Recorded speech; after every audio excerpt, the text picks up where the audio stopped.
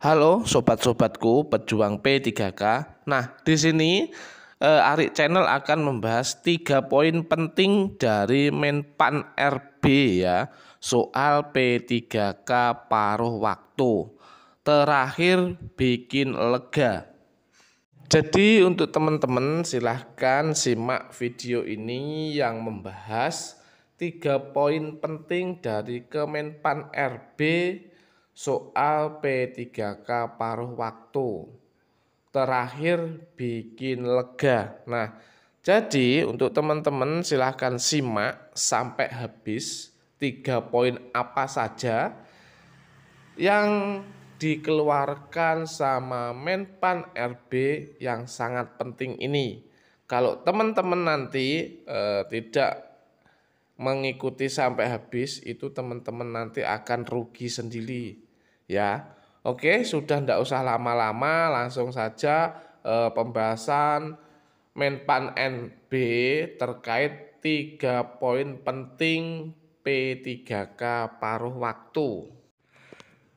Salah satu isu menonjol dalam seleksi P3K 2024 tahap 1 ialah mengenai nasib honorer database BKN yang tidak lulus seleksi atau tidak kebagian formasi.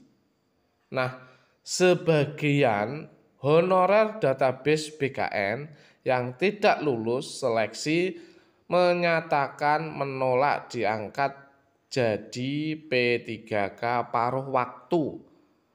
Aksi demo honorer database BKN muncul di beberapa daerah. Diketahui Kemenpan RB nomor 16 tahun 2025 menyatakan bahwa pengadaan P3K paruh waktu dilakukan berdasarkan hasil seleksi ASN 2024.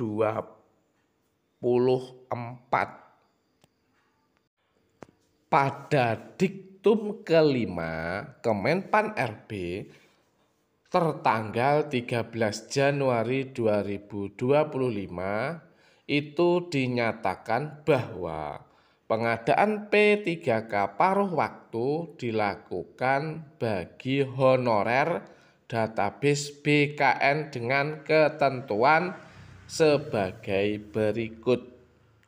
Oke, teman-teman bisa disimak ya di sini ya, biar teman-teman nanti tidak gagal paham dan tidak berpikiran yang aneh-aneh. Oke, yang nomor 1 telah mengikuti seleksi CPNS tahun anggaran 2024 namun tidak lolos. Yang kedua, telah mengikuti seluruh tahapan seleksi P3K tahun anggaran 2024 namun tidak dapat mengisi lowongan kebutuhan. Isu lain yang masih mengemuka yakni mengenai jam kerja P3K paruh waktu. Berikut beberapa poin pertanyaan Deputi SDM Aparatur Kemenpan RB Aba Subagja merespons sejumlah isu yang muncul. Nah, di sini ya Aba Subagja merespon isu-isu itu. Jadi teman-teman bisa mendengarkan ya responan dari Aba ya. Teman-teman bisa dicermati ini ya.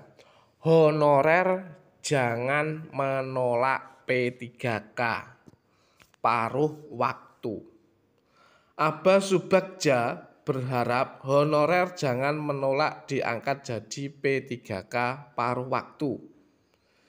Dia menegaskan jika menolak terhadap P3K paruh waktu terus disuarakan, maka yang merugi honorer sendiri. Jadi kalau teman-teman itu menolak diangkat menjadi P3K paruh waktu, itu nanti yang rugi jadinya teman-teman, bukan siapa-siapa ya. Sayang sekali masih ada honorer yang menolak P3K paruh waktu. Padahal sistem tersebut untuk menolong mereka dari ancaman pemutusan hubungan kerja atau PHK. Nah, ini di video sebelumnya sudah saya cuplik ya tentang masalah ini ya.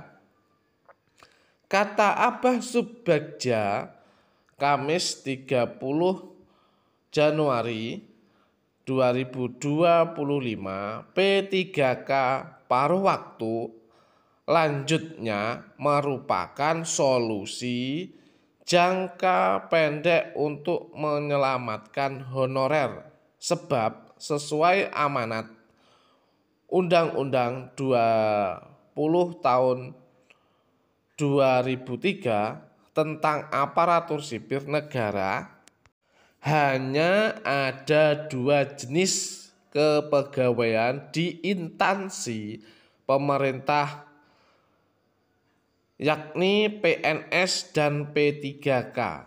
Dia menjelaskan bahwa P3K paruh waktu ini sifatnya hanya sementara pada honorer yang sudah mengikuti seleksi P3K 2024 tahap 1 dan tahap 2, tetapi tidak tersedia formasinya, maka dialihkan menjadi P3K paruh waktu.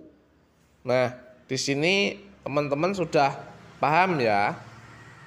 Honorer yang diangkat menjadi P3K paruh waktu jangan kecewa, karena ketika anggaran sudah tersedia, Pemda bisa mengusulkan kepada Menpan RB untuk diangkat P3K tanpa seleksi lagi.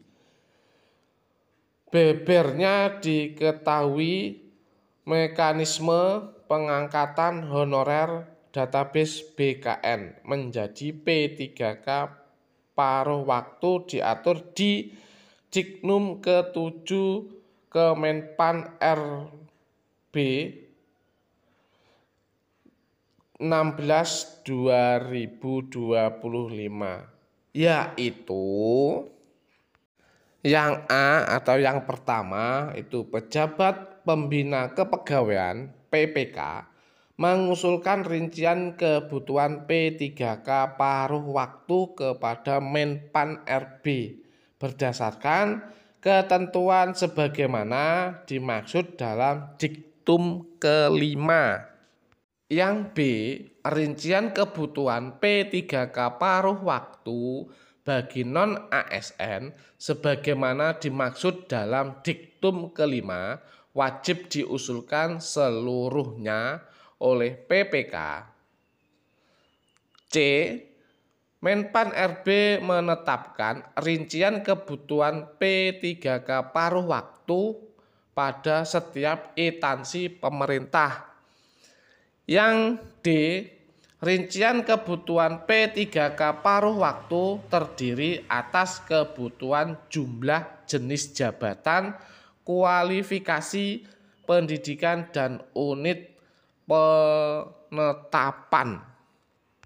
Yang E, PPK mengusulkan nomor induk P3K atau nomor identitas pegawai ASN kepada Menpan BKN ya, paling lama itu 7 hari kerja setelah mendapatkan penetapan rincian kebutuhan P3K paruh waktu dan Menpan RB.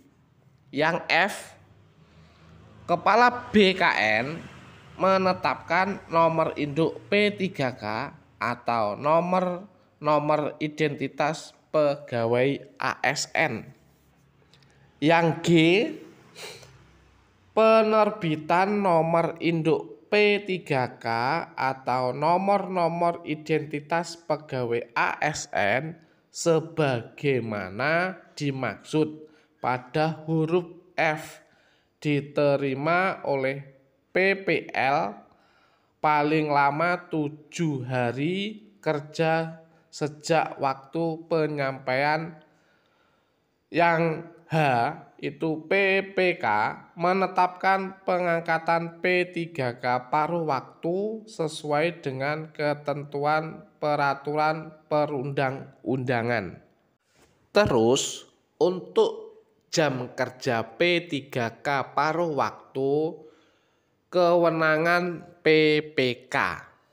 Abah Subagja mengatakan mengenai berapa jam kerja P3K paruh waktu menjadi kewenangan pimpinan masing-masing instansi atau pejabat pembina kepegawaian atau PPK. Begitupun P3K paruh waktu di daerah menjadi kewenangan Pemda untuk mengaturnya. Kemenpan RB tidak mengatur jam kerja P3K paruh waktu. Semuanya tergantung kebijakan Pemda. Dengan catatan jangan ada pemutusan hubungan kerja atau PHK. Tegas Abah Subagja. Diketahui jam kerja P3K paruh waktu juga diatur di Kemenpan RB nomor 16 tahun 2025. Ketentuan tersebut pada diktum ke-14 Kemenpan RB 16 tahun 2025 bahwa P3K menetapkan jangka waktu bekerja dan jam kerja P3K paruh waktu sesuai dengan ketersediaan anggaran dan karakteristik pekerjaan. Kemenpan RB 16 tahun 2025 juga menyebutkan mengenai evaluasi kinerja P3K paruh waktu yang dilakukan triwulan dan tahunan. Hasil evaluasi kinerja akan dijadikan pertimbangan perpanjangan perjanjian kerja atau mengangkat menjadi P3K penuh waktu. Poin yang ketiga ya, jangan mempersulit honorer di seleksi P3K 2024 tahap 2. Nah, Abah Subagja meminta panitia lokal di Pemda berhati-hati dalam menyelesaikan berkas persyaratan honorer pada seleksi administrasi P3K 2024 tahap 2. Paselda kami imbau berhati-hati menyeleksi berkas honorer pada seleksi administrasi P3K tahap 2. Tolong jangan mempersulit mereka dan harap mereka dibantu, kata Abah. Abah berharap Pemda menghindari pemberian label tidak memenuhi syarat atau TMS kepada honorer pada seleksi administrasi P3K tahap 2. Berikan kesempatan kepada para honorer apalagi yang masuk database Badan Kepegawaian Negara atau BKN untuk ikut seleksi P3K 2024. Sebab kata Abah, syarat untuk mereka diangkat menjadi aparatur sipil negara atau ASN P3K maupun P3K paruh waktu ia harus ikut seleksi. Panselda jangan memberikan label TMS karena alasan tidak ada anggaran. Biarkan mereka ikut seleksi dahulu. Pengangkatannya disesuaikan dengan kemampuan anggaran Pemda. Terang aba. Jadi misal ada Pemda yang hanya siap mengangkat separuh dari jumlah honorernya, maka sisanya bisa dialihkan menjadi P3K paruh waktu. Seperti itu ya teman-teman. Jadi teman-teman nanti jangan kecewa. Jadi seperti itu. Nah, untuk teman-teman semuanya terima kasih ya untuk teman-teman selalu mengikuti Arik Channel. Dan saya akhiri, terima kasih, salam sehat, salam sejahtera.